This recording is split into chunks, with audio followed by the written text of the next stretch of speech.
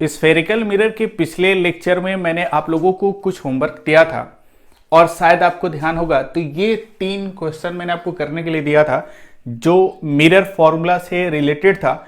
और मैंने कहा था कि जितना कुछ मिरर फॉर्मूला में हम लोग सीखे हैं उन सारी बातों को आपको सबसे पहले प्रैक्टिस करना बहुत जरूरी है। इसलिए मैंने ये 3 क्वेश्चन आपको होमवर्क दिया था, जो अभी मैं इन तीनों क्वेश्चन को पहले डिस्कस करता हूं, फिर इसके बाद वाले टॉपिक पर हम लोग चलेंगे।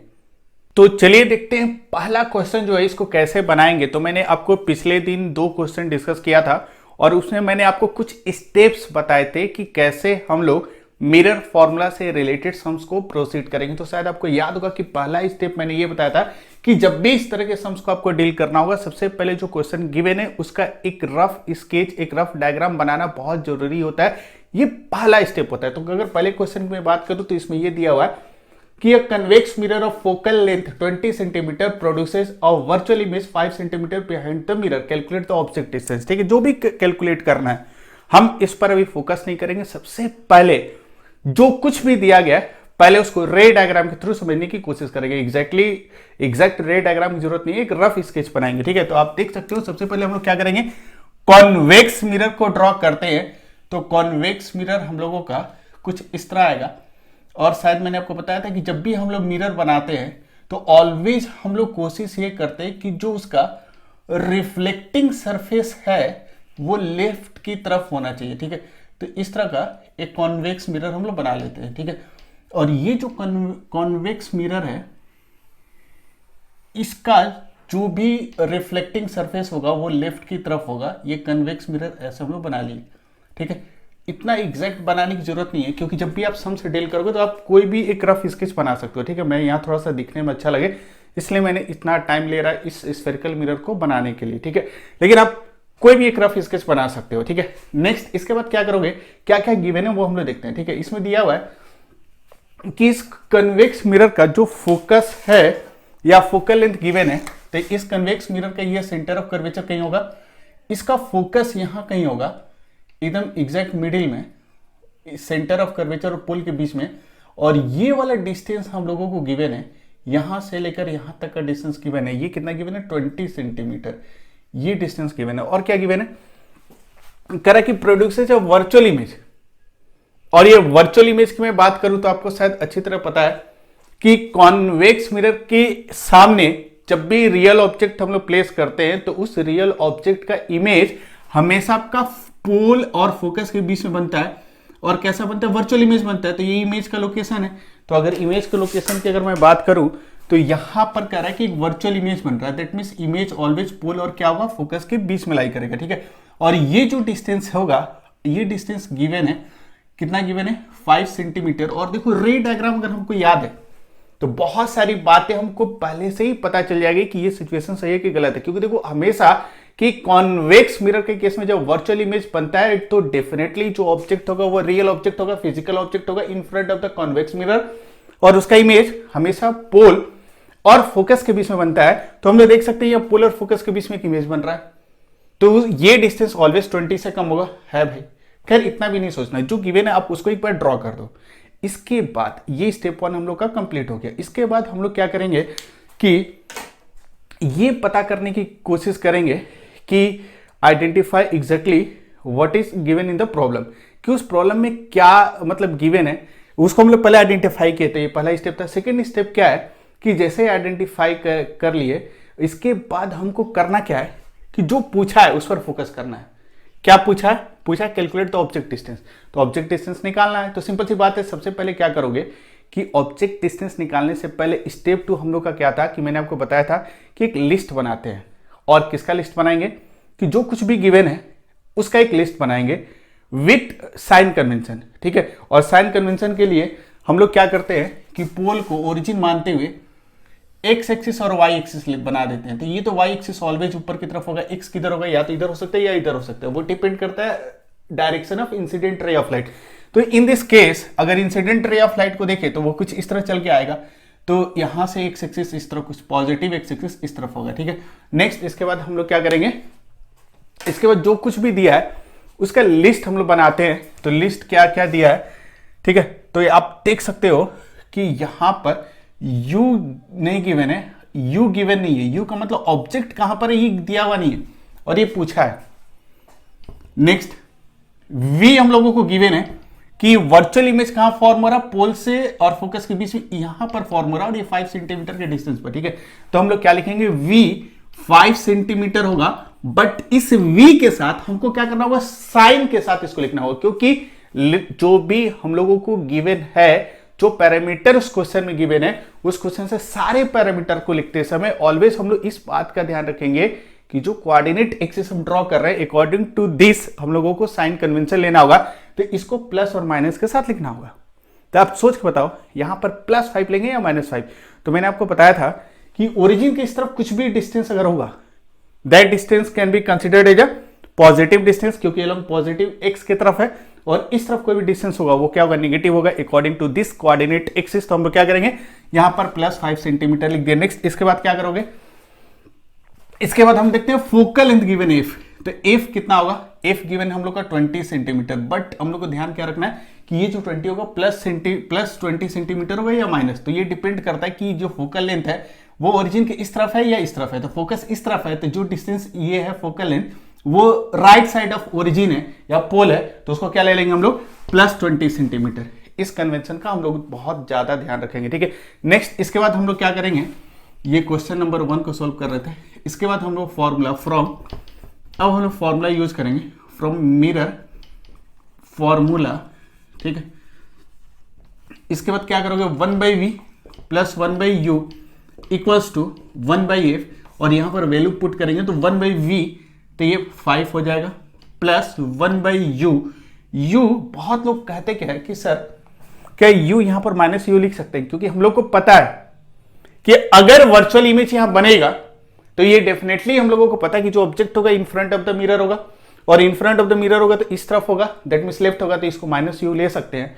तो आप ऐसा गलती कतई मत करना, क्योंकि हम -u नहीं ले सकते हैं, क्योंकि हमको पता है कि ऑब्जेक्ट के डिस्टेंस जो होगा वो लेफ्ट की तरफ होगा, पोल से इधर होगा और वो नेगेटिव होगा, लेकिन फिर भी जो कैलकुलेट करना है, जो पैरामीटर फाइंड आउट करना है, उसका साइन कन्वेंशन आप लेना ही मत, वो ऑटोमेटिक आफ्टर रिजल्ट या आफ्टर कैलकुलेशन उसका साइन हम लोग को पता चल जाएगा। इसलिए जो कैलकुलेट करना होता है उसका साइन कन्वेंशन हम लोग कभी भी नहीं लेते हैं। तो u को -u मत लेना, ये बहुत बड़ा गलती करते हैं लोग और जबरदस्ती आंसर लाने की कोशिश करते हैं, तो इस तरह गलती कभी मत करना, ठीक है। तो यहां पर u का साइन हमको पता है, it will be negative, but put नहीं करेंगे क्योंकि ये कैलकुलेट करना है। तो जो भी फाइंड आउट करना होगा वहां नोट कर लेना कि उसका कोई साइन हम लोग कंसिडर नहीं करते, क्योंकि ये डाउट एराइज हो ही सकता है। तो इसको u का u ही रहने दो, इक्वल्स टू 1/f, f कितना हो जाएगा, 1/20 हो जाएगा। अब क्या करोगे, 1/u इक्वल्स टू 1/20 माइनस 1/5 और एलसीएम ले लो 20, तो 1 माइनस और कितना हो जाएगा 4, तो -3/20, और यहां से u निकल जाएगा, u इक्वल टू -20/3, और u जैसे ही -20/3 निकला तो मैंने आपको कहा था कि ये कंप्लीट आंसर नहीं है। यहां पर आपको एग्जामिनर को अगर -20/3 लिख कर देते हो तो वो गलत काट देगा, आपको वहां पर एक्सप्लेन करना होगा कि आपके लिए नेगेटिव साइन का सिग्निफिकेंस क्या है, यानी आपको कंक्लूजन जरूर लिखना होगा लास्ट में। तो यहां पर बोर्ड के एग्जाम में ये लिखना बहुत जरूरी है कि कंक्लूजन हम लोग लिख देंगे कि इमेज ऑब्जेक्ट इज प्लेस्ड। अच्छा ऑब्जेक्ट बताओ कि किधर होगा, नेगेटिव साइन क्या इंडिकेट कर रहा है, नेगेटिव साइन ये कर रहा है कि जो ऑब्जेक्ट होगा वो ओरिजिन के इस तरफ फ्लाई करेगा, तो ऑब्जेक्ट यहां कहीं होगा और वो इस मिरर से कितने डिस्टेंस पर होगा, तो यहां से यहां तक का डिस्टेंस जो होगा मिरर से उसका 20/3 सेंटीमीटर होगा, that means in front of the convex mirror रखा गया होगा, ठीक है। Object is placed in front of the mirror, और in front of the mirror कैसे पता चला, with the help of this negative sign, क्योंकि according to our sign convention negative का मतलब क्या होता है कि ऑब्जेक्ट जो होगा वो पोल के कुछ इस तरफ होगा, ठीक है, क्लियर। तो यहां लिख सकते हैं कि object is placed in front of the mirror at a distance 20/3 centimetre, ठीक है। तो ये कंक्लूजन आपको बोर्ड के एग्जाम में लिखना बहुत जरूरी होता है। और इस क्वेश्चन में आप एक नई बात क्या सीखे कि जो कैलकुलेट करना होता है उसका साइन कन्वेंशन हम लोग नहीं लेते, उस पर हमको फोकस नहीं करना, वो ऑटोमेटिक कह सकते हो या ऑटोमेटिकली फाइनली कह सकते हो कि इक्वेशन के थ्रू उसका साइन अपने आप बाहर आ जाता है। ठीक है, हम लोग जानते हैं कि नेगेटिव होता है, लेकिन पहले से नेगेटिव आप कभी भी कंसिडर मत करना। ठीक है, तो हम लोग कह सकते हैं कि यहां पर ये हम लोग का आंसर होगा। अब हम लोग नेक्स्ट क्वेश्चन को देखते हैं। ठीक है, अब हम लोग क्वेश्चन नंबर 2 देखते हैं, और ये क्वेश्चन नंबर 2 काफी अच्छा क्वेश्चन है। इस क्वेश्चन में ये दिया है कि converging rays falls on a convex spherical mirror with radius of curvature 56 centimetre. सबसे पहले इसको समझने से पहले हम लोग कॉन्वेक्स मिरर को ड्रॉ करते हैं। तो यहां पर एक कॉन्वेक्स मिरर ऐसा हम लोग ड्रॉ कर लेते हैं, और ये कॉन्वेक्स मिरर इस तरह गिवन है। और ऑलवेज ड्रॉ करते समय ध्यान क्या रखोगे कि जो भी हम लोग मिरर कंसिडर करेंगे उसका रिफ्लेक्टिंग सरफेस ऑलवेज क्या होगा, लेफ्ट की तरफ होगा। तो इस तरह हम लोग एक कॉन्वेक्स मिरर ऐसा हम लोग बना लेते हैं। ठीक है, ये इसका सेंटर ऑफ कर्वेचर है, ये ऑप्टिकल एक्सिस या प्रिंसिपल एक्सिस है, और इस पार्ट को सिल्वर्ड कर दिए। लेकिन यहां पर देखो, ये क्वेश्चन अपने आप में काफी अच्छा है। और ये क्वेश्चन क्यों अच्छा है?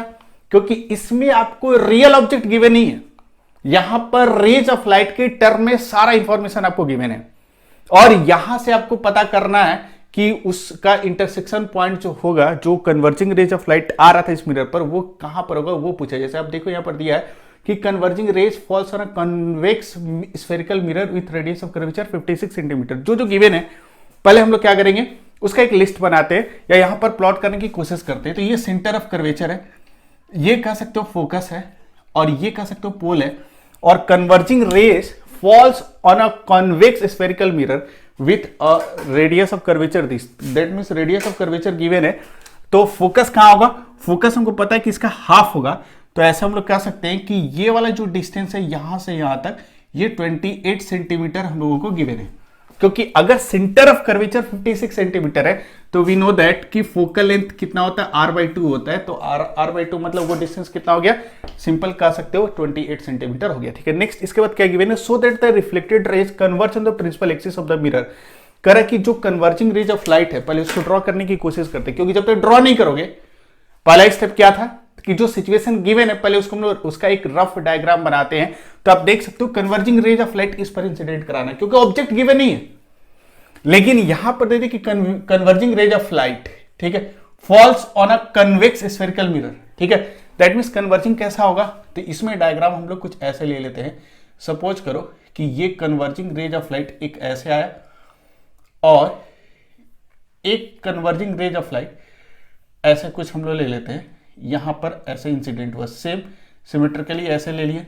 ये दो कन्वर्जिंग रेज ऑफ लाइट आ रहा, ठीक है, और इस पर आके इंसिडेंट हुआ। दैट मींस इन दोनों कन्वर्जिंग रेज ऑफ लाइट को हम लोग क्या कर सकते हैं, इंसिडेंट रेज ऑफ लाइट। और यहां पर देखो, मैं कह रहा था कि क्वेश्चन अपने आप में क्यों अच्छा क्वेश्चन है, क्योंकि इसमें ऑब्जेक्ट के बारे में कोई इंफॉर्मेशन नहीं दिया है, लेकिन जो भी ऑब्जेक्ट है, उस ऑब्जेक्ट का जो भी rays of light, incident rays of light है, जो इस मिरर को हिट करेगा, उस रेज ऑफ लाइट, उस इंसिडेंट रेज ऑफ लाइट के बारे में आपको इंफॉर्मेशन दिया हुआ है कि मिरर है, उसके सामने जाके हिट कर रहा है, और कन्वर्जिंग रेज ऑफ लाइट उसको हिट कर रहा है। ठीक है, तो अगर रेज ऑफ लाइट अगर पता होगा, तो उसके थ्रू हम ऑब्जेक्ट का लोकेशन पता कर सकते हैं कि जो हम लोग का ऑब्जेक्ट है, जिससे ये रेज ऑफ लाइट आ रहा होगा, वो ऑब्जेक्ट कहां पर होगा। तो ऑब्जेक्ट हम लोग को पता है कि दो तरह का होता है, एक होता है रियल ऑब्जेक्ट, एक होता है वर्चुअल ऑब्जेक्ट। ठीक है, जो भी होगा, पहले इन दोनों का इंटरसेक्शन पॉइंट देखते हैं, क्योंकि जो इंसिडेंट रेज ऑफ लाइट का इंटरसेक्शन पॉइंट होता है, it will give the location of the image, sorry object. ठीक है, तो ये दोनों इंसिडेंट ये सारे के सारे इंसिडेंट रेज ऑफ लाइट है, इंसिडेंट रे है।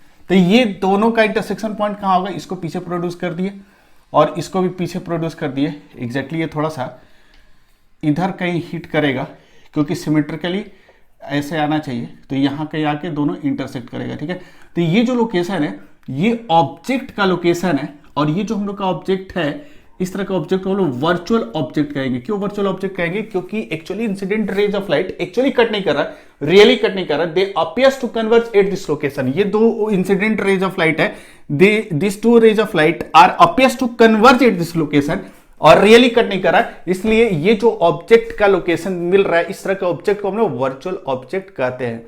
और शायद आपको ध्यान होगा कि वर्चुअल ऑब्जेक्ट के कंसेप्ट को मैंने बहुत डिटेल में आपको समझाया था कि इंटरसेप्टेड रियल इमेज, मतलब जो रियल इमेज बनने वाला था, उसको अगर इंटरसेप्ट कर दिया जाए तो वो एक वर्चुअल ऑब्जेक्ट की तरह काम करता है। ये शायद आपको ध्यान में होगा। ठीक है, तो ये ऑब्जेक्ट का लोकेशन है, और ये क्या है, वर्चुअल ऑब्जेक्ट है। वर्चुअल ऑब्जेक्ट का मतलब क्या है कि जिसका इस रियल वर्ल्ड में कोई फिजिकल एग्जिस्टेंस नहीं होता है।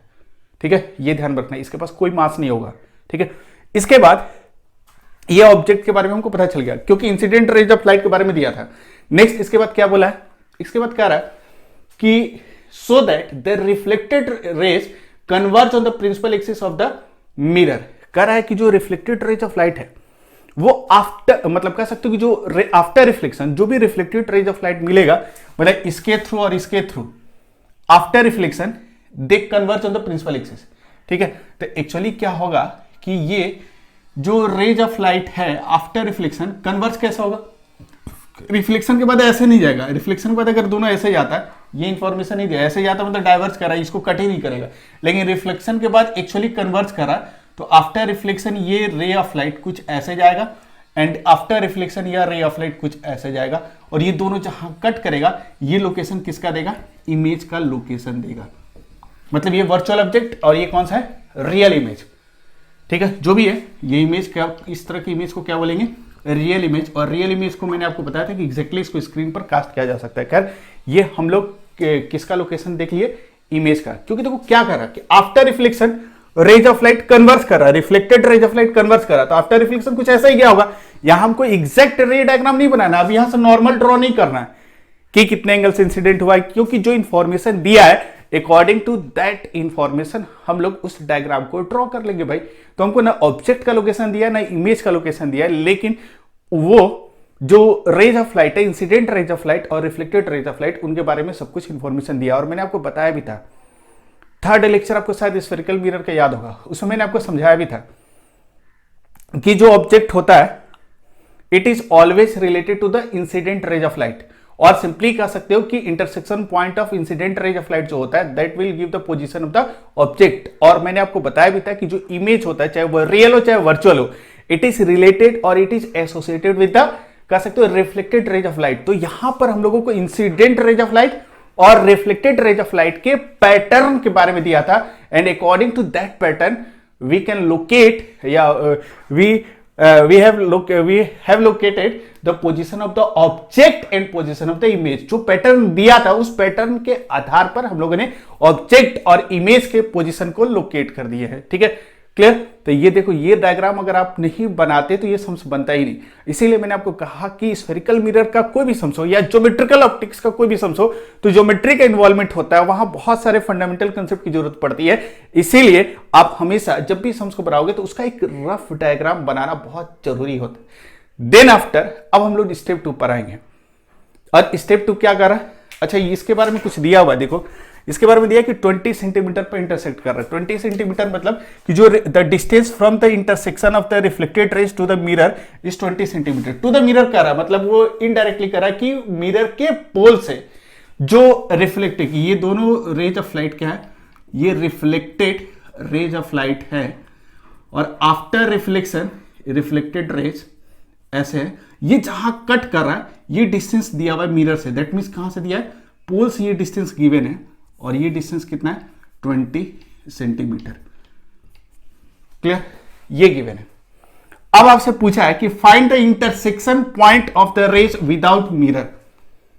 ठीक है, दैट मीन्स कह रहा है कि अगर ये मिरर नहीं होता तो जो इंसिडेंट रेज ऑफ लाइट है जो इसके ऊपर फॉल हो रहा था, मिरर नहीं होने से एक्चुअली वो कहां कट करता है, दैट मीन्स आपसे इनडायरेक्टली क्या पूछा है, position of the virtual object. जो ऑब्जेक्ट है उसका पोजीशन क्या होगा वो पूछा गया है। ठीक है, क्योंकि देखो यहां पर क्या लिखा हुआ है कि find the intersection point of the rays without mirror. अगर ये मिरर नहीं होता तो ये दोनों incident converging rays of light इस पॉइंट पर कट करता है, और इसके लोकेशन की बात कर रहा है तो नहीं निकाल सकते भाई, बहुत आसानी से निकाल सकते हैं, क्योंकि इमेज का लोकेशन पता है, फोकल लेंथ पता है, ऑब्जेक्ट डिस्टेंस पूछा है। ठीक है, तो स्टेप 2 में हम लोग करते क्या है कि सबसे पहले हम लोग यहां पर स्टेप 2 में क्या करते हैं, पहले कोऑर्डिनेट एक्सिस लेते हैं और फिर जो पैरामीटर्स गिवन होता है उनका लिस्ट बनाते हैं। मतलब we have to make a list of what is given in the problem, जो कुछ उस प्रॉब्लम में गिवन है उसका एक लिस्ट बनाएंगे with the help of sine convention. तो कह सकते हो कि यहां पर पोल को ओरिजिन मानते हुए ये क्या होगा, वाई एक्सिस ऐसे ले लिए। अच्छा, पॉजिटिव एक्स एक्सिस क्या होगा, बहुत तो कहेंगे नहीं इधर होगा, ऐसे नहीं होगा। पॉजिटिव एक्सिस मतलब इनडायरेक्टली लेफ्ट टू राइट जा रहा, तो इस तरह हम लोग दिखाएंगे ये पॉजिटिव एक्स एक्सिस है।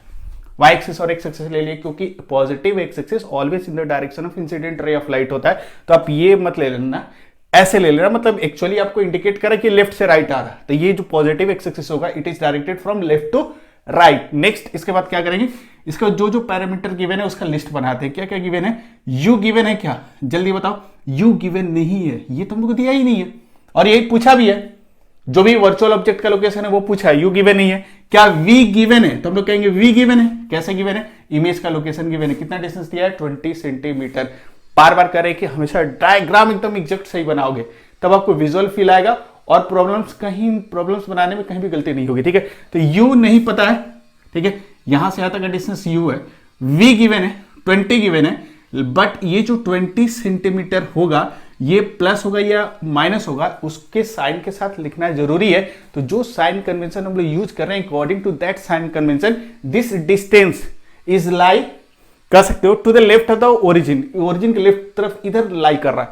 तो इधर कोई भी डिस्टेंस अगर होगा it can be considered as a negative distance. तो इस डिस्टेंस को हम लोग क्या ले लेंगे, नेगेटिव ले लेंगे। तो v जो आएगा हम लोगों का वो 20 आएगा, लेकिन इसके आगे नेगेटिव साइन दे देना होगा according to our sign convention. ये हम लोगों का साइन कन्वेंशन है, और कह सकते हो कि ये सही साइन कन्वेंशन के अकॉर्डिंग हम लोग v कितना ले लेंगे, -20। नेक्स्ट इसके बाद क्या करोगे कि फोकल लेंथ गिवन है, और फोकल लेंथ कितना गिवन है 28 सेंटीमीटर, लेकिन ये प्लस होगा या माइनस होगा। तो ये डिस्टेंस या फोकस राइट की तरफ लाई कर रहा है, तो इस तरफ कुछ भी होगा that distance can be considered as a positive value या पॉजिटिव डिस्टेंस। तो ये +28 आ गया। नेक्स्ट अब देखो हम लोग को v गिवन है, f गिवन है, u चाहिए, तो हम नहीं निकाल सकते हैं। फ्रॉम मिरर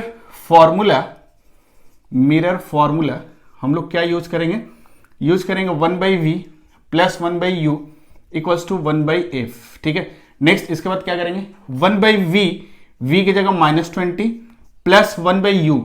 u का साइन हमको पता है, क्योंकि u डेफिनेटली हम लोग रे डायग्राम से पता चल चुका है कि u क्या होगा, और पोल के इस तरफ लाई करेगा।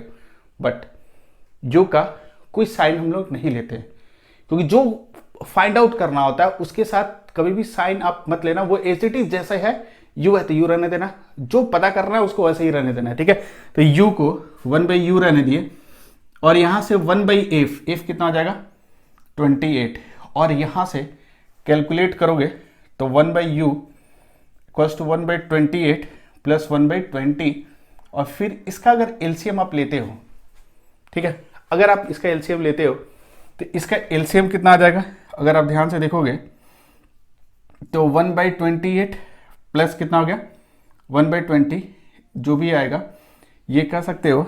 टोटल कैलकुलेट करने के बाद आपका ये कैलकुलेशन आप लोग खुद से कर लेना, मैं डायरेक्ट लिख दे रहा हूं। इसका u 11.67 सेंटीमीटर आ जाएगा माइनस, ठीक है, माइनस नहीं आएगा सॉरी, प्लस आ जाएगा।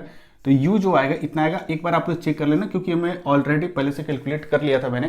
तो ये आपका आंसर कितना आएगा, टोटल u जो आएगा +11.67 सेंटीमीटर। ठीक है, तो ये प्लस साइन इंडिकेट कर रहा है कि जो ऑब्जेक्ट होगा, जो भी ऑब्जेक्ट होगा, चाहे वो रियल हो चाहे वर्चुअल ऑब्जेक्ट हो, वो ऑलवेज कह सकते हो कि पोल के इस तरफ लाई करेगा, और कर भी रहा है, रे डायग्राम से दिख रहे थे आगे आंसर। ठीक है, तो ये ध्यान में रखना है, इस तरह हम लोग इसको सोल्व कर लेना, आपका उतना ही आंसर आएगा, उससे अधिक, उससे कुछ अलग नहीं है। अगर कुछ अलग आ गया तो आप व्हाट्सअप कर देना, इसको हम सही कर लेंगे। ठीक है, तो इतना ही आंसर आएगा, कैलकुलेट करके देख लेना। ठीक है, तो ये क्या था, सेकेंड क्वेश्चन, और बहुत काफी अच्छा क्वेश्चन था, और इसी तरह के क्वेश्चन आपका नीट और जेईई मेन और आईआईटी से एडवांस में पूछे जाते हैं। ये बहुत इंपॉर्टेंट क्वेश्चन था। ठीक है, देखो बहुत छोटा सा ही क्वेश्चन है, लेकिन काफी कंसेप्चुअल है। ठीक है, नेक्स्ट हम लोग देखते हैं, थर्ड क्वेश्चन की बात करते हैं।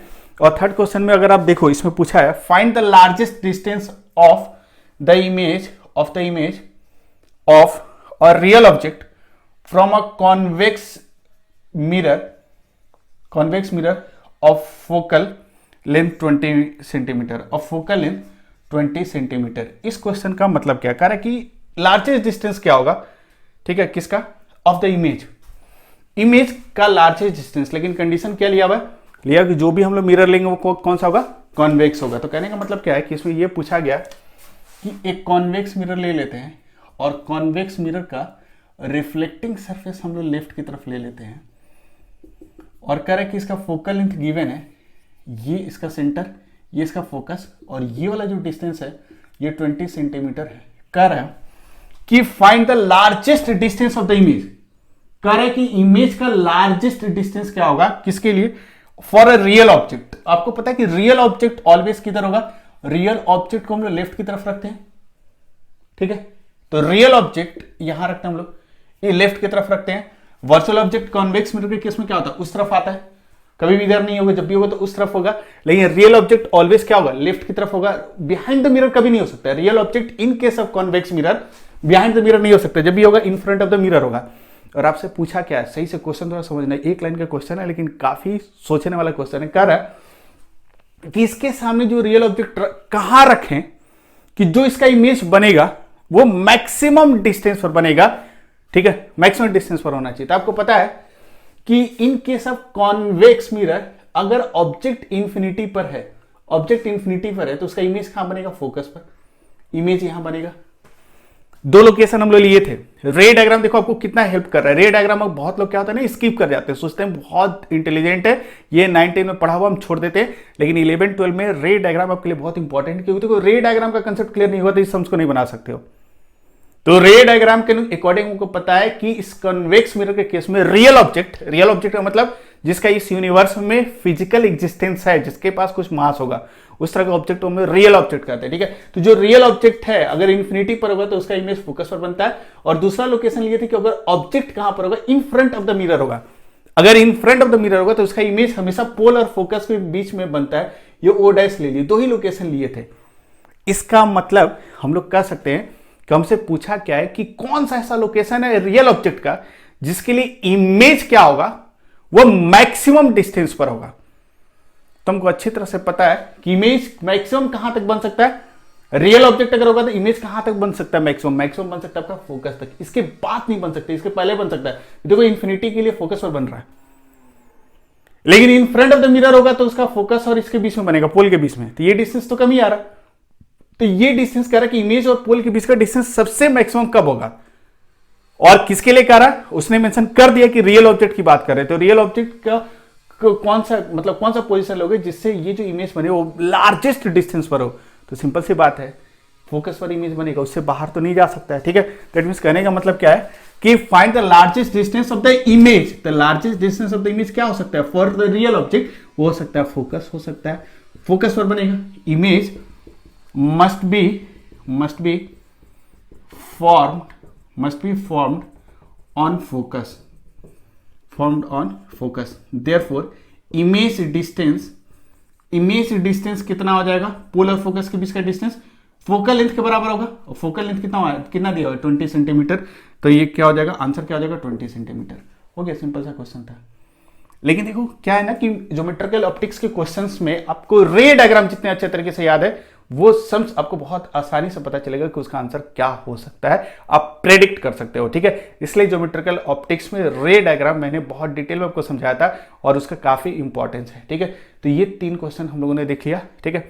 तो मैं सोच रहा था कि कोई नया टॉपिक स्टार्ट करूं, लेकिन अभी कुछ और क्वेश्चंस मैं इस पर कराता हूं डिफरेंट टाइप्स के, कि क्या क्या प्रॉब्लम्स आप वहां पर फेस कर सकते हो।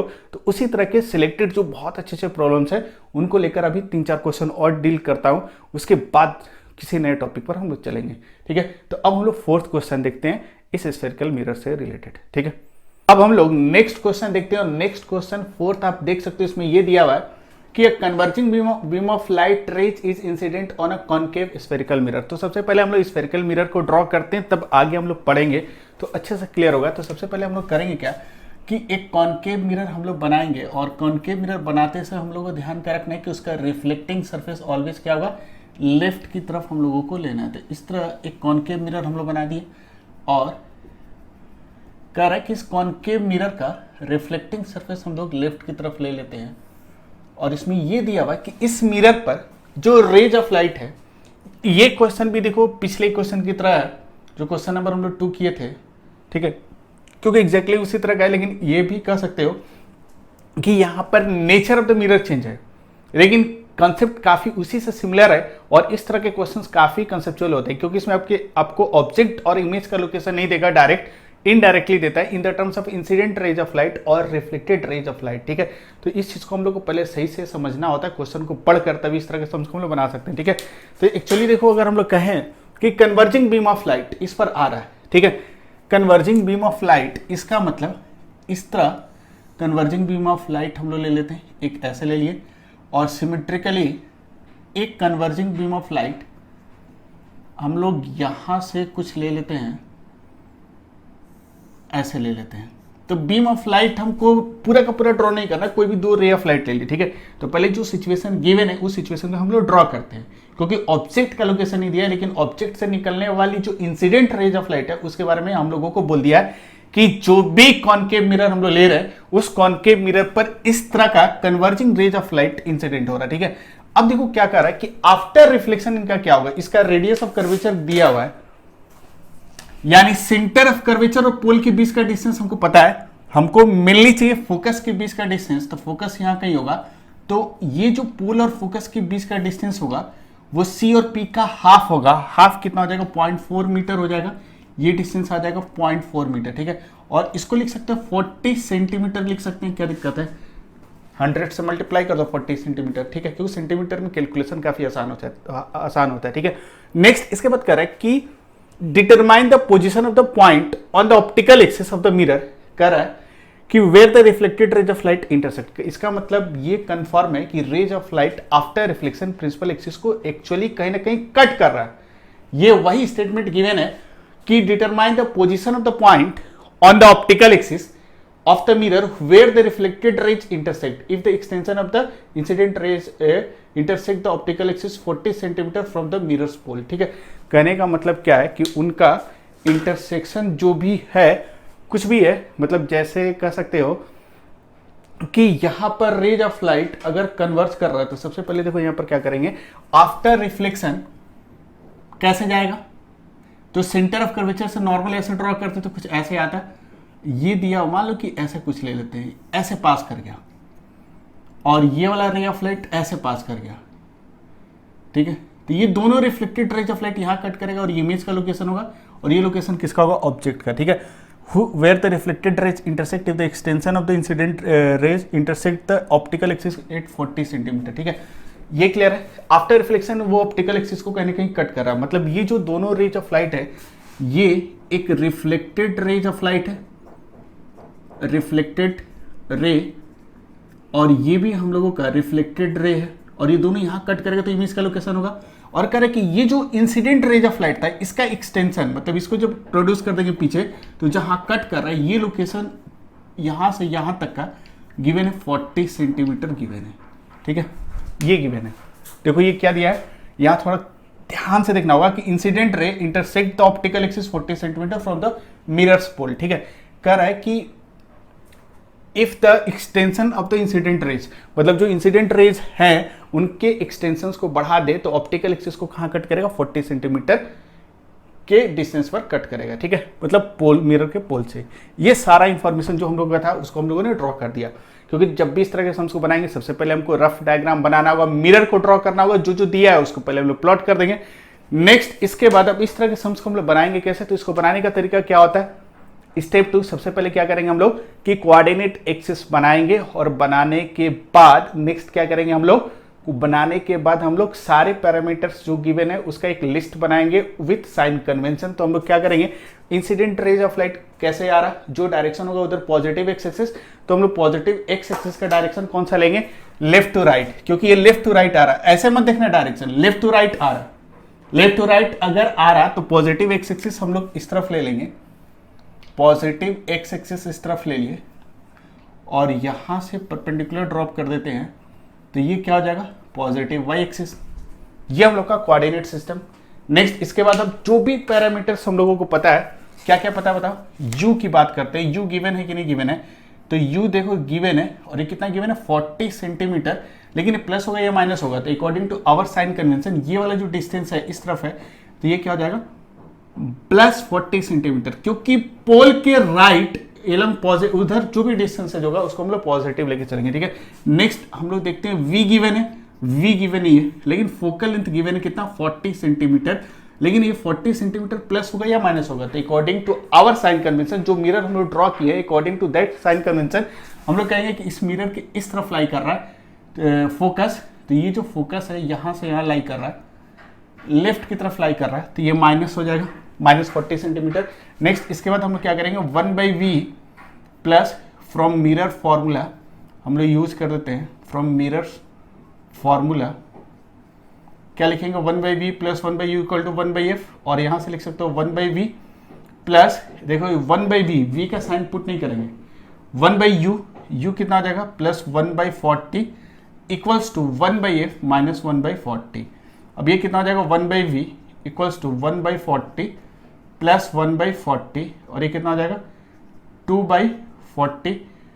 और यहां से कह सकते हो देयरफॉर v कितना आ जाएगा 20 सेंटीमीटर, और ये 20 सेंटीमीटर का मतलब कितना आ जाएगा प्लस 20 सेंटीमीटर आ रहा है। प्लस 20 सेंटीमीटर का मतलब क्या हुआ, प्लस 20 सेंटीमीटर, प्लस साइन क्या इंडिकेट कर रहा है, कंक्लूजन क्या लिखोगे, प्लस साइन ये इंडिकेट कर रहा है कि जो इमेज बनेगा, ठीक है, हम लोग कहीं ना कहीं गलती कर रहे हैं, प्लस तो नहीं आना चाहिए। देखो यही बेनिफिट होता है रे डायग्राम बनाने से, बेनिफिट क्या है कि हम लोग को पता है कि लेफ्ट की तरफ इमेज बन रहा है, लेफ्ट की तरफ इमेज बनेगा तो जो भी आंसर आएगा वो नेगेटिव में आना चाहिए। दैट मीन्स गलती कहीं ना कहीं की है, यही सब छोटी छोटी गलतियां होती है मिरर में, ठीक है, जो भी सम्स बनाते हो, क्योंकि इसमें सम्स बहुत टफ नहीं होता, लेकिन क्या होता है ना कैलकुलेशन के समय प्लस माइनस का थोड़ा सा भी गलती, माइनर गलती आपको आपकी सारी मेहनत को बिगाड़ देगा। इसीलिए आपको हमेशा मैं यही सजेस्ट करता हूं कि रे डायग्राम से एक बार उसका प्रेडिक्टेड आंसर या आंसर का जो रेंज होता है वो पहले से दिमाग में फिल कर लेना, तब उसको बनाना। तो एक्चुअली देखो गलती कहां की है, ये क्या है माइनस 1/40 और ये माइनस, तो ये कितना हो जाएगा माइनस और ये माइनस आएगा, तो नेगेटिव साइन, कंक्लूजन क्या बता रहा, कंक्लूजन क्या लिख सकते हो, नेगेटिव साइन क्या इंडिकेट कर रहा, नेगेटिव साइन ये बता रहा है कि वो इन फ्रंट ऑफ द मिरर बन रहा है, और कितने डिस्टेंस पर बन रहा है 20 सेंटीमीटर के डिस्टेंस पर। हो गया, सिंपल सा क्वेश्चन था, ठीक है। तो इस तरह के क्वेश्चंस पर आपको प्रैक्टिस थोड़ा ज्यादा चाहिए, ठीक है। नेक्स्ट इसके बाद सेकंड क्वेश्चन आते हैं, find the focal length of a convex mirror if the image formed by it is at a distance of 10 centimetre from the mirror when an object is placed at a distance of 20 centimetre. कहने का मतलब क्या है कि इस sums को भी हम लोग बनाते हैं, ये बहुत ज्यादा टफ सम नहीं है, इसको डायरेक्ट हम क्या करेंगे डायग्राम बनाते हैं। तो सबसे पहले डायग्राम कैसे बनाओगे, तो एक हम लोग कॉन्वेक्स मिरर ऐसे बनाते हैं कि उसका रिफ्लेक्टिंग सरफेस लेफ्ट की तरफ हो, और ये इसका सेंटर ऑफ कर्वेचर होगा, ये इसका पोल होगा, ये इसका फोकस होगा। क्या क्या गिवन है, तो जो गिवन है उसको पहले हम लोग प्लॉट करते हैं।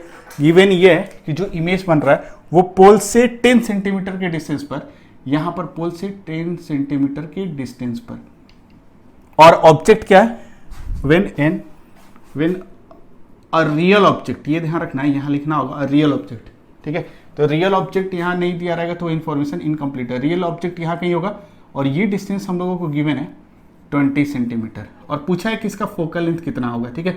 तो कैसे कैलकुलेट करेंगे, तो सबसे पहले मैंने आपको क्या बताया था, डायग्राम हम लोग बना लिए, रे डायग्राम यहाँ एग्जैक्ट नहीं चाहिए था, बस ऐसे हम लोग लोकेट कर दिए। नेक्स्ट इसके बाद क्या करोगे, कोऑर्डिनेट एक्सिस बनाओगे। कैसे बनाएंगे, तो ये रिफ्लेक्टिंग सरफेस इधर है, तो लेफ्ट टू राइट इधर जाएगा पॉजिटिव एक्स एक्सिस, इस तरफ क्या होगा पॉजिटिव वाई एक्सिस। नेक्स्ट इसके बाद हम लोग क्या करेंगे, इसके बाद आप क्या करोगे कि यहां से u का देखते हैं क्या क्या गिवन है, u गिवन है, u कितना गिवन है 20 सेंटीमीटर, लेकिन ये माइनस होगा क्योंकि लेफ्ट की तरफ लाई कर रहा है। v कितना है, v भी गिवन है 10 सेंटीमीटर, लेकिन ये प्लस होगा क्योंकि पोल के उस तरफ है, ओरिजिन के उस तरफ है, ठीक है। और क्या पूछा है, f पूछा है, तो हम लोग कैलकुलेट कैसे करेंगे, तो 1/v plus 1/u equals to 1/f, और यहां से अगर पुट करें तो 1/10 माइनस 1/20 इक्वल्स टू 1/f, और ये कितना आ जाएगा 1/f इक्वल्स टू, देखो इसका f हमको पता है इसका साइन कि प्लस आएगा, लेकिन साइन कन्वेंशन नहीं लेंगे क्योंकि जो कैलकुलेट करना है उसका साइन कन्वेंशन कभी नहीं लेना, ठीक है। तो 1/f इसका एलसीएम कितना आ जाएगा 20, तो ये आ जाएगा 2 माइनस 1, ये कितना आ जाएगा 1/20, और f कितना आ जाएगा +20, ठीक है। तो इसका फोकल लेंथ कितना आ जाएगा +20 सेंटीमीटर आएगा, हो गया। और +20 सेंटीमीटर क्या कह रहा कि इसका जो फोकस होगा वो इस तरफ लाई करेगा, ठीक है। आगे आंसर बहुत सिंपल सा था। तो देखो ये अभी थोड़ा सा स्टार्टिंग पार्ट था न्यूमेरिकल्स का, कह सकते हो स्फेरिकल मिरर से रिलेटेड, लेकिन अभी और भी कंसेप्ट आप पढ़ने वाले हो, और उनको सीखने के बाद और भी अच्छे अच्छे न्यूमेरिकल्स आएंगे, ठीक है। तो अभी फिलहाल इतने सारे न्यूमेरिकल्स आपको थोड़ा सा साइन कन्वेंशन समझने के लिए मैंने बताया, ठीक है। अब हम लोग नेक्स्ट टॉपिक पर आते हैं, और नेक्स्ट टॉपिक है कि जो कुछ अभी हम लोग पढ़े हैं और इससे रिलेटेड कुछ इंपॉर्टेंट पॉइंट्स अभी मैं आपसे डिस्कस करने जा रहा हूं, जिसको आपको हमेशा ध्यान में रखना है, ठीक है, जब भी आप स्फेरिकल मिरर पढ़ोगे तब, क्योंकि ये सारे इंपॉर्टेंट पॉइंट्स आपको सम्स बनाने में बहुत हेल्प करेंगे, ठीक है।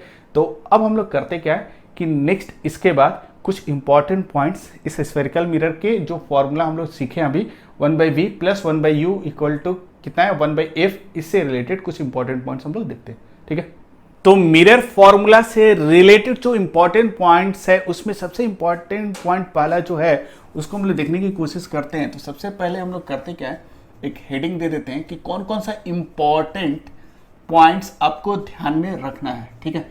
अगर पहले पॉइंट्स की बात करें तो इसमें आपको शायद याद होगा, अगर फर्स्ट पॉइंट की बात करें तो जब हम लोग फॉर्मूला डिराइव कर रहे थे तो इस तरह एक मिरर हम लोग लिए थे और कॉनकेव और कॉन्वेक्स दोनों लिए थे। तो अगर मैं कॉन्वेक्स की बात करूं तो एक कॉन्वेक्स मिरर ऐसे हम लोग ले लेते हैं। तो ये जो कॉन्वेक्स मिरर है यहां पर आपको शायद ध्यान होगा, एक कॉन्वेक्स मिरर ऐसे ले लेते हैं, ये ऑप्टिक प्रिंसिपल एक्सिस है, ठीक है। और यहां पर एक रे ऑफ लाइट हम लोग लिए, एक ऑब्जेक्ट लिए थे और इस ऑब्जेक्ट का लोकेशन ये था, ठीक है। और इसके बाद हम लोग क्या देख रहे थे कि आप यहां से रे ऑफ लाइट ऐसे जाके हीट कर रहा था और हीट करने के बाद ये एंगल कुछ अल्फा बना रहा था और फाइनली आफ्टर रिफ्लेक्शन ऐसे आ रहा था और एक रे ऑफ लाइट हम लोग ऐसे लिए थे जो सीधे प्रिंसिपल एक्सिस के अलॉन्ग चल जा रहा था एंड आफ्टर रिफ्लेक्शन ये क्या होता था, फिर इसी पाथ के थ्रू आता था। तो दो रिफ्लेक्टेड रेज ऑफ लाइट जहां कट करता था वो इमेज का लोकेशन होता था, ठीक है। ये तो हम लोग देखे थे। तो कहने का मतलब क्या है कि इन दोनों ऑब्जेक्ट और इमेज के लोकेशन को हम लोगों ने फाइनली रिलेट किया।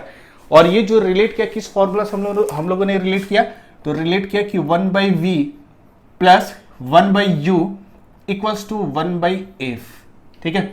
और एक जनरलाइज्ड कंसेप्ट हम लोग लेकर आए, लेकिन इस जनरलाइज्ड कंसेप्ट के साथ एक लिमिटेशन क्या लगा हुआ है कि जब भी इस कंसेप्ट को हम लोग यूज करेंगे विथ साइन कन्वेंशन या इस मैथमेटिकल फॉर्मूला को जब भी यूज करेंगे तो साइन कन्वेंशन हम लोग क्या करना होगा, यूज करना ही होगा, ठीक है। जहां पर हम लोग कह रहे थे कि ये जो इमेज का डिस्टेंस है पोल से, इस डिस्टेंस को हम v ले रहे थे और यहां से यहां तक का डिस्टेंस हम लोग क्या ले रहे थे, u ले रहे थे। और फोकस का तो कंसेप्ट आपको पता ही है, फोकल लेंथ है, ठीक है। तो ये फॉर्मूला हम लोगों को मिला था, लेकिन जब भी इसको अप्लाई करेंगे ये हम लोग हमेशा ध्यान में क्या रखेंगे, अभी आपने इतने सारे एग्जांपल्स देखे कि जब भी इस फॉर्मूला को हम लोग यूज करते हैं, जनरलाइज्ड कंसेप्ट तो है लेकिन इसके साथ u, v एंड f को ऑलवेज क्या करेंगे, विथ प्रॉपर साइन हम लोग क्या करते हैं, प्लेस करते हैं। तो ये पहला इंपॉर्टेंट पॉइंट क्या था कि relation between object distance and image distance is given by this mathematical relation and it is always applied with proper sign convention, with proper sign convention, ठीक है। मतलब u, v and f are applied with proper sign convention.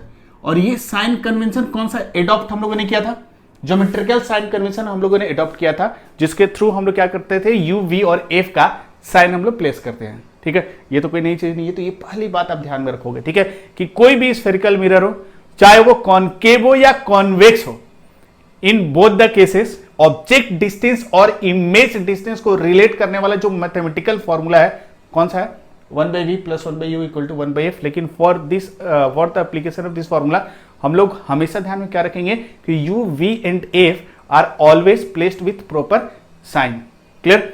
और sign convention लेने के लिए हम लोग geometrical sign convention use कर रहे थे, ठीक है। ये पहली बात। लेकिन अब देखो, अगर बहुत सारे लोग ये क्वेश्चन एराइज कर सकते हैं कि सर आपने ये जो फॉर्मूला डेराइव किया था, चाहे वो कॉनकेव या कॉन्वेक्स मिरर आप लेते हो, तो उसमें आपने कहा था कि ये जो एंगल फॉर्म करता ऑब्जेक्ट से जो इंसिडेंट रे ऑफ लाइट यहां से ट्रेवल कर रहा है, तो ये जो एंगल होता है इस अल्फा एंगल से हिट कर रहा था, तब ये जाके आई पर कट कर रहा था, ठीक है।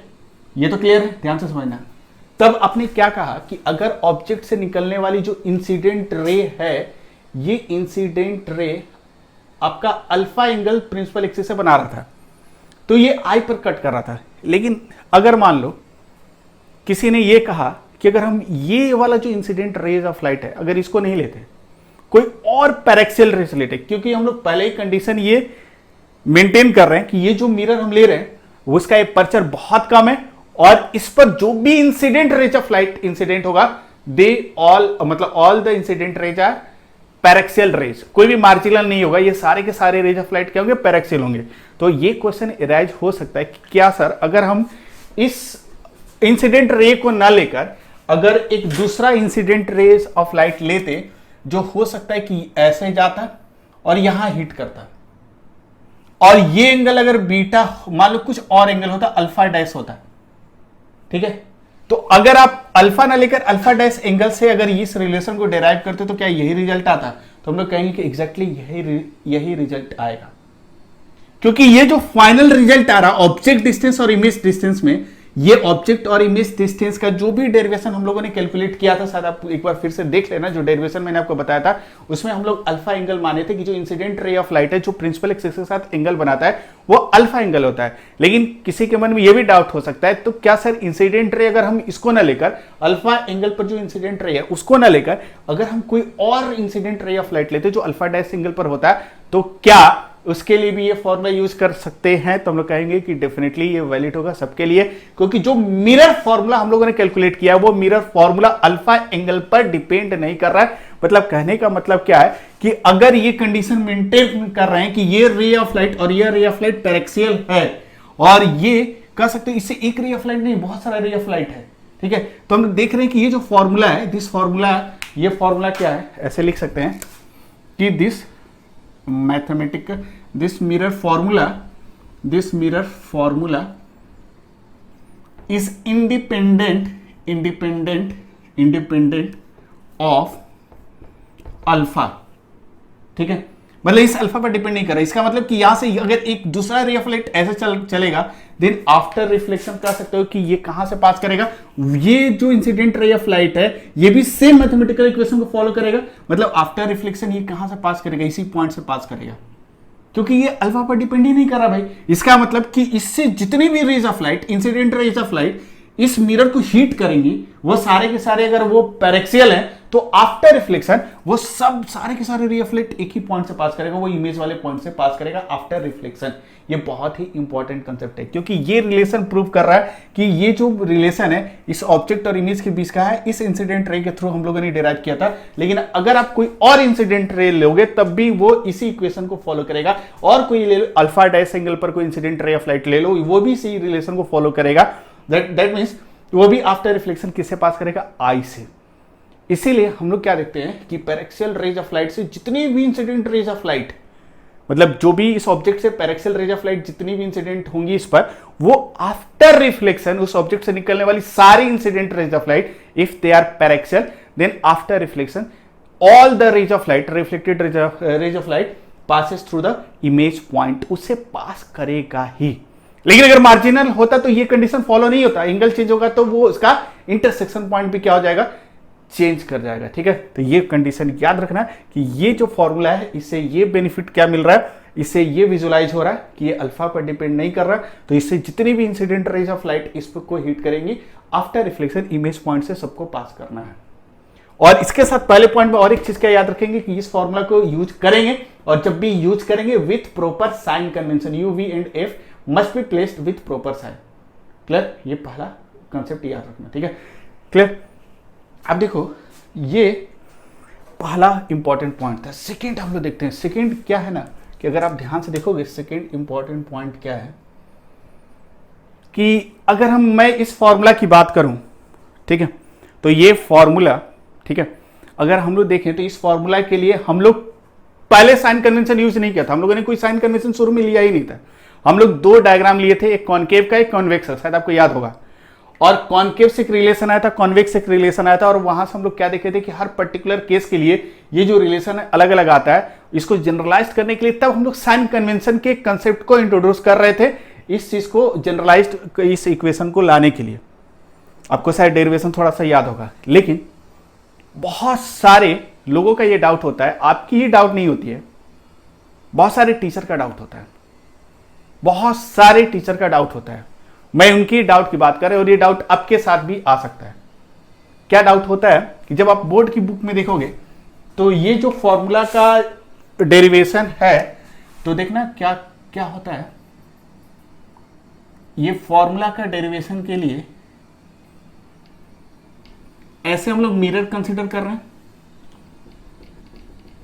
और यहां पर सेंटर ऑफ कर्वेचर ले लेते हैं, यहां पर ऑब्जेक्ट है, इससे रेज ऑफ लाइट ऐसे जा रहा है, आफ्टर रिफ्लेक्शन यहां कट कर रहा है, एक रे ऑफ लाइट ऐसे जा रहा है, आफ्टर रिफ्लेक्शन ऐसे आ रहा है, यहां इमेज बन रहा है, ठीक है, क्लियर। और ये जो रिलेशन है किसके बीच में, इमेज और ऑब्जेक्ट के बीच में निकालने के लिए होता क्या है कि आपके बुक में ये दिया गया होगा, कभी कभी बहुत लोग पॉइंट ऑब्जेक्ट ले लेते हैं, कुछ लोग एक्सटेंडेड ऑब्जेक्ट ले लेते हैं, लेकिन कोई भी ऑब्जेक्ट लो, इस रिलेशन को लाने के लिए हम लोग पॉइंट ऑब्जेक्ट लेकर ये सारे डेरिवेशन किए थे। ध्यान से समझना क्या कर रहा हूं, क्वेश्चन एग्जैक्टली क्या है ये पहले समझो, इसके बाद आपको आंसर समझ में आएगा, क्योंकि ये बहुत बड़ा डाउट होता है, ये इतना बड़ा मिसकंसेप्ट है, लोगों को बहुत लोग परेशान रहते हैं। क्योंकि जब आप बुक में देखोगे, बोर्ड की किताब में, तो इस तरह का आपका एक डायग्राम देगा, ठीक है, और सब कुछ करने के बाद एक रिलेशन आता है, और ये रिलेशन क्या होता है, 1/IP आता है, प्लस 1 ये ऐसा रिलेशन कौन के भी केस में हम लोगों ने देखा था,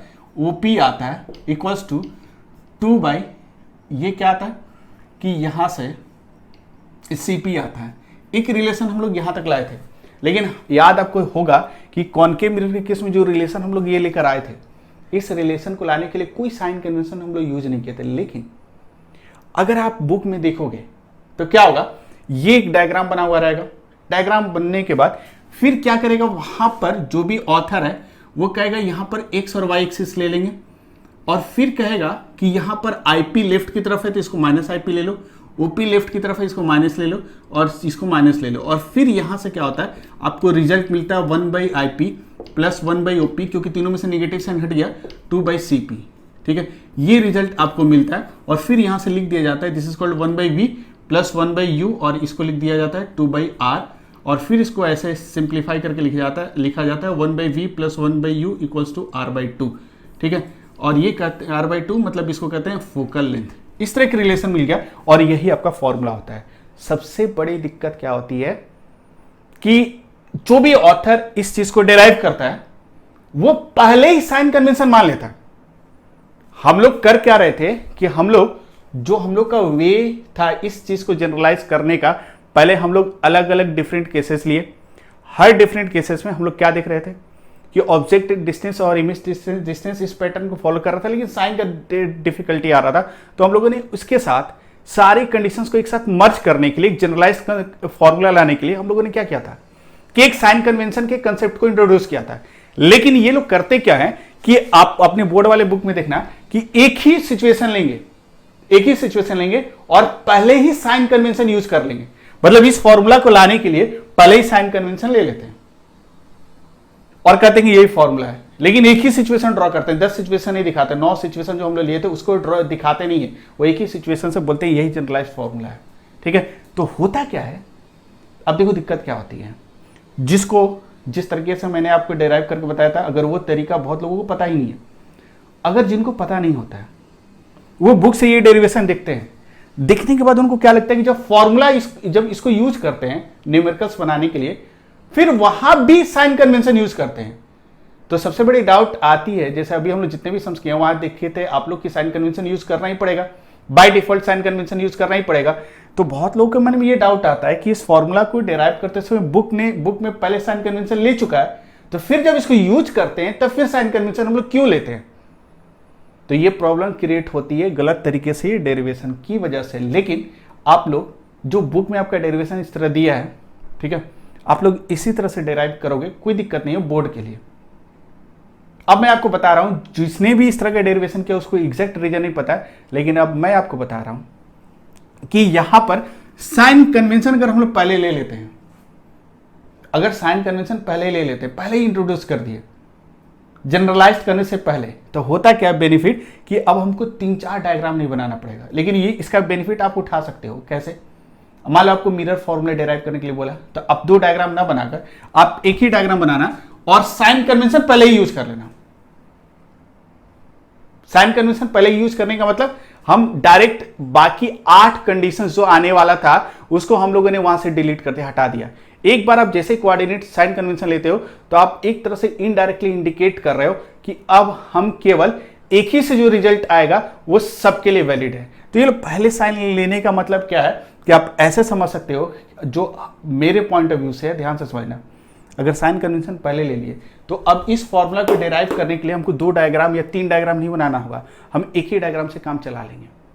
तो इन लोग की जो गलती है उस गलती का बेनिफिट हम लोग उठाएंगे। कैसे उठाएंगे कि अब हमको अगर फॉर्मूला डिराइव करना होगा तो हम कैसे डिराइव करेंगे, हम लोग उसी तरह ज्योमेट्री का यूज करेंगे और डेराइव करते ही से समय साइन कन्वेंशन ले लिया तो हमको 2 मिरर का जरूरत नहीं पड़ेगा।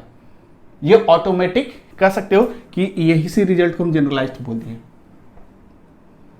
ठीक है।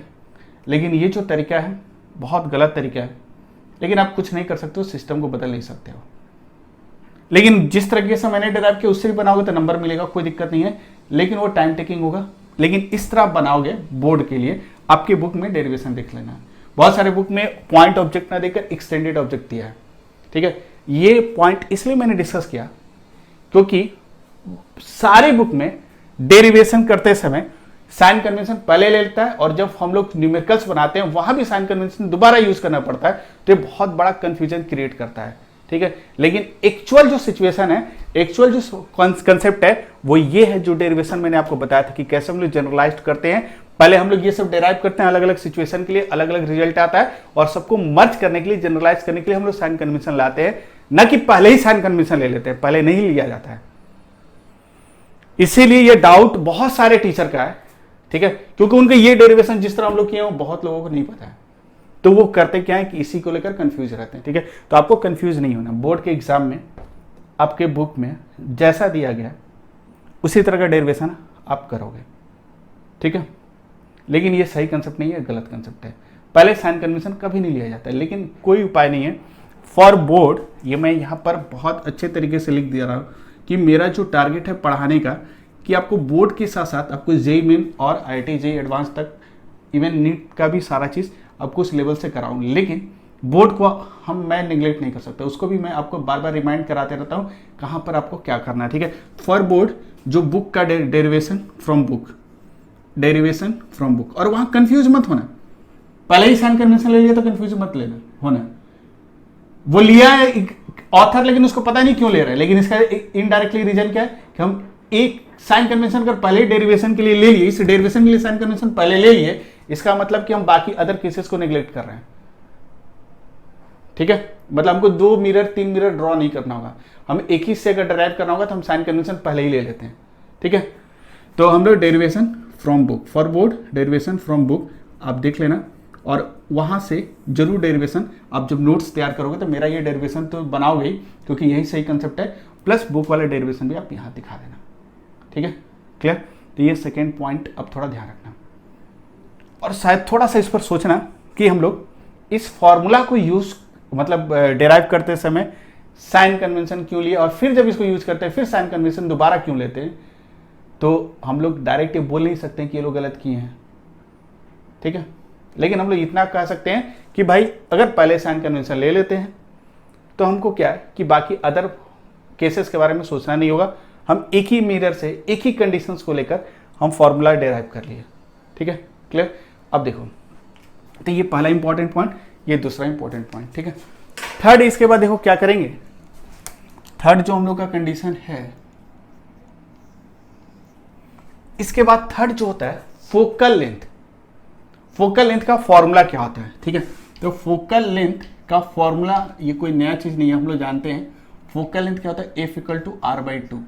और मान लो कभी कभी आपको रेडियस ऑफ कर्वेचर दे दिया, ठीक है, और पूछा find the focal length of the mirror, तो हमेशा क्या करोगे, जैसे मान लो आपको एक कॉन्वेक्स मिरर, कॉनकेव मिरर दे दिया, ठीक है, और कह रहा है कि इसका रेडियस ऑफ कर्वेचर 40 सेंटीमीटर है, ठीक है। पूछा है कि find its focal length, find its focal length, आपको इसका फोकल लेंथ पता करना है, ठीक है। तो बहुत लोग क्या करेंगे, सर इसका फोकल लेंथ 20 सेंटीमीटर होगा, नहीं, ऐसे नहीं लिखोगे, ठीक है।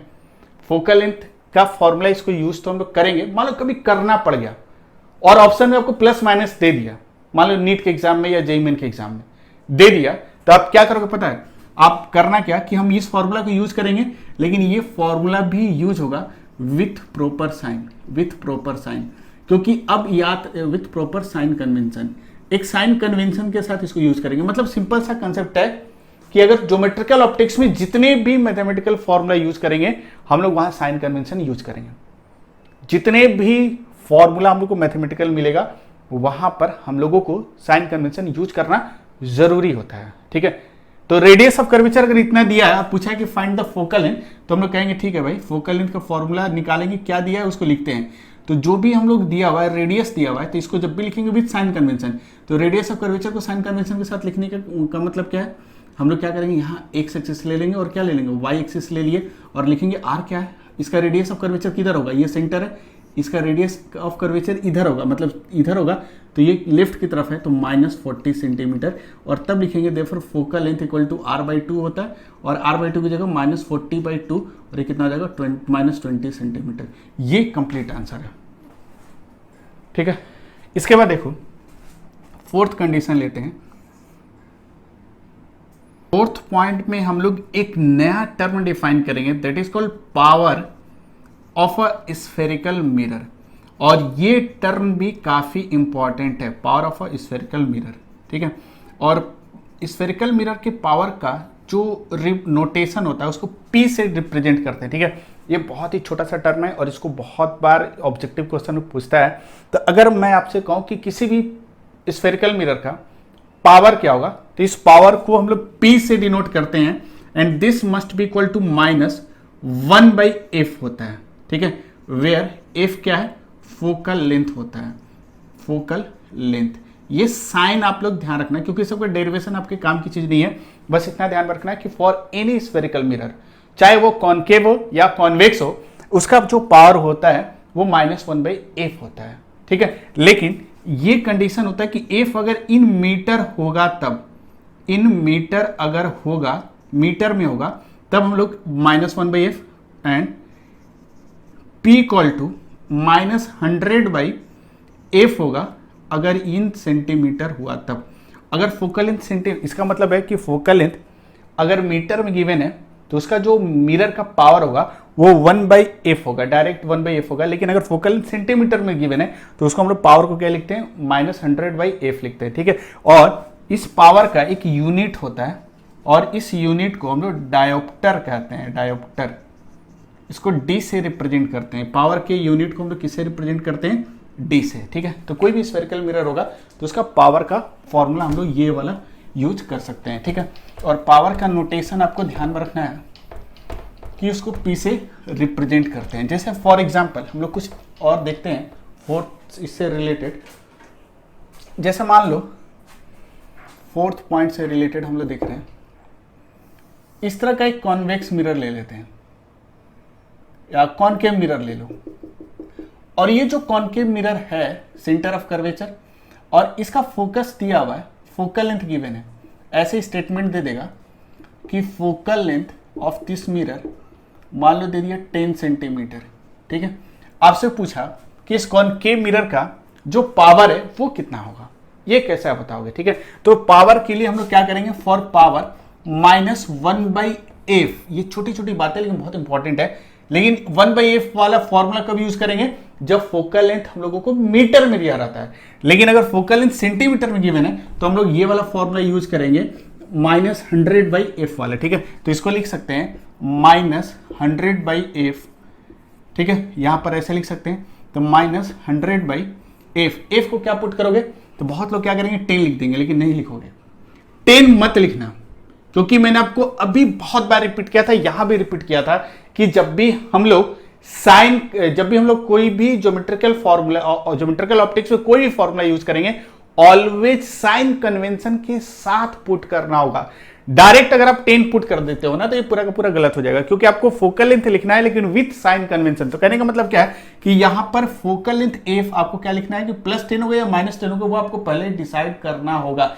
तो साइन कन्वेंशन के लिए क्या करते हैं भाई, पोल को ओरिजिन मान लेते हैं, और इधर पॉजिटिव एक्स एक्सिस, इधर क्या हो गया पॉजिटिव वाई एक्सिस, और इसका फोकस इधर कहीं लाई करता है, तो ये जो लेफ्ट की तरफ लाई कर रहा है, तो इसलिए फोकल लेंथ -10 हो जाएगा।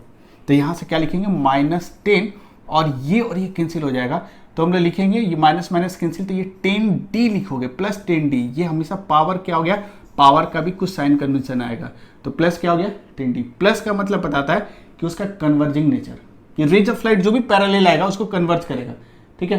तो जिसका फोकस जितना कम होगा उसका पावर क्या होगा उतना ही ज्यादा होगा। पावर का एग्जैक्ट मतलब होता है कि capacity of the mirror to या कन्वर्जिंग नेचर, जिसका पावर ज्यादा होगा, जिस मिरर का पावर ज्यादा होगा उसका कन्वर्जिंग, और अगर ये कॉन्केव होगा तो उसका कन्वर्जिंग नेचर क्या होगा, ज्यादा होगा। अगर डाइवर्जिंग होगा, डाइवर्जिंग नेचर उसका ज्यादा होगा। अगर ये कॉन्वेक्स मिरर होगा तो उसका नेचर क्या होगा, ज्यादा होगा। मतलब पावर क्या इंडिकेट करता है, पावर ये इंडिकेट करता है कि वो उसका कन्वर्जिंग और डाइवर्जिंग नेचर को। तो इसका पावर मतलब अगर कोई भी पैरेलल रेज ऑफ लाइट इस पर आएगा, पावर का मतलब क्या है कि रेज ऑफ लाइट अगर parallel to the principal axis होगा और पैरेक्सियल होगा तो वो उसका कह सकते हो पावर यहां पर ज्यादा है। ज्यादा होने का मतलब क्या है, ज्यादा कम अभी नहीं बता सकते। एक और एग्जांपल ले लेते हैं। मान लो किसी कॉनकेव मिरर का फोकल लेंथ आपका -5 सेंटीमीटर है, तो उसका पावर कितना हो जाएगा, -100 बाई -5। नेगेटिव साइन ये इंडिकेट करा कि जो मिरर है कॉनकेव है, तो ये कितना हो जाएगा 20D +20D। तो देखो अगर दो मिरर को लेते हैं, ये एक मिरर है, इसका पावर +10D है, इसका पावर +20D है। तो देखो इस जिसका पावर ज्यादा होगा वो पैरेलल रेज ऑफ लाइट को बहुत जल्दी मतलब बहुत नजदीक कन्वर्ट करेगा, ठीक है। क्योंकि देखो इस पर रेज ऑफ लाइट अगर parallel to the principal axis आएगा तो इसका फोकस देख सकते हो 5 सेंटीमीटर, मतलब यहाँ कहीं होगा और सारे रेज ऑफ लाइट को कन्वर्ट कर देगा। तो पावर और focal length all are related to the parallel incident rays of light which are parallel to the principal axis, और पैरेक्सियल होगा, ठीक है। तो यहां पर लेकिन कोई रेज ऑफ लाइट आएगा तो वो 10 पर कन्वर्ट करेगा, मतलब जो जितना नजदीक कन्वर्ट करेगा उसका पावर क्या होगा, उतना ही ज्यादा होगा। तो देखो इसका पावर ज्यादा है, मतलब ये पैरेलल रेज ऑफ लाइट को फोकस वो बहुत जल्दी कन्वर्ट कर दे रहा है, लेकिन वो क्या कर रहा है, बहुत दूर कन्वर्ट कर रहा है। इसीलिए पावर क्या इंडिकेट करता है, पावर इंडिकेट करता है कि वो कितना अपने क्लोज वो पैरेलल रेज ऑफ लाइट को कन्वर्ट करने का कैपेसिटी है, वो उसके पावर को कर सकते हो, ठीक है। तो पावर का फॉर्मूला भी जब भी यूज करोगे, छोटी सी बात है लेकिन बहुत इंपॉर्टेंट है, पावर का फॉर्मूला भी जब भी यूज करोगे तो ऑलवेज कैसे यूज करोगे, तो पावर का फॉर्मूला यूज करने के लिए साइन कन्वेंशन जरूरी है, ठीक है। तो यहां पर भी साइड में लिख लेना, f must be placed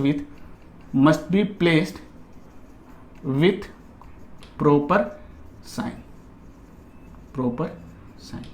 F को हम लोग प्लेस करेंगे, कैसे प्लेस करेंगे, विथ प्रॉपर साइन, ठीक है। तो मेरे ख्याल से ये कंसेप्ट आपको बहुत अच्छे तरीके से क्लियर हो गया होगा।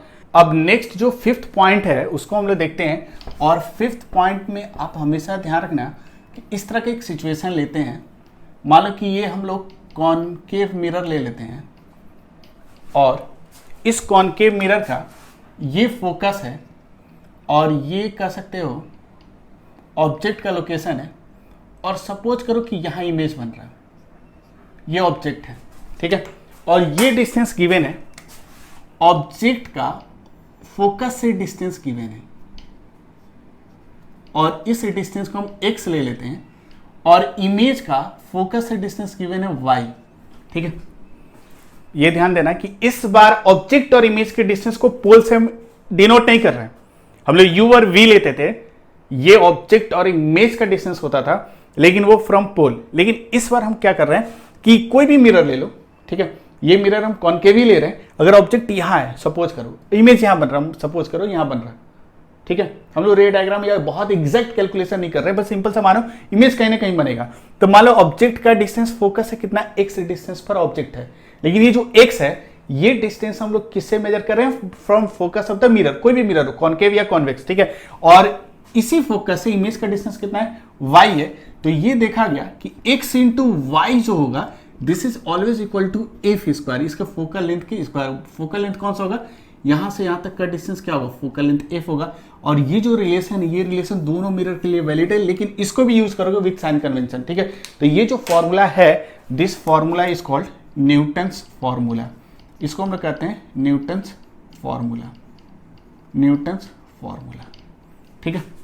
मतलब ये जो x है, x क्या है, x को कहेंगे distance of the object from focus, और y को क्या बोलेंगे, distance of the image from focus, ठीक है। और इसको भी जब भी प्लेस करोगे विथ साइन कन्वेंशन, लेकिन इसका बहुत ज़्यादा इंपॉर्टेंस नहीं है, इंपॉर्टेंस बहुत ज़्यादा नहीं है, लेकिन फिर भी कभी कभी हो सकता है कि छोटा सा कंडीशन दे दे ऑब्जेक्टिव में, तो ये ध्यान रखना कि जो फोकस से ए, जो ऑब्जेक्ट और इमेज का डिस्टेंस है एक्स और वाई, इन दोनों के बीच का जो रिलेशन आएगा, इस रिलेशन को ही हम लोग क्या कहते हैं, न्यूटन्स फॉर्मूला। और ये क्या होता है, x into y equal to f square. और इसको भी जब प्लेस करोगे, एक्स वाई या एफ कुछ भी प्लेस करोगे विथ प्रॉपर साइन कन्वेंशन, ठीक है।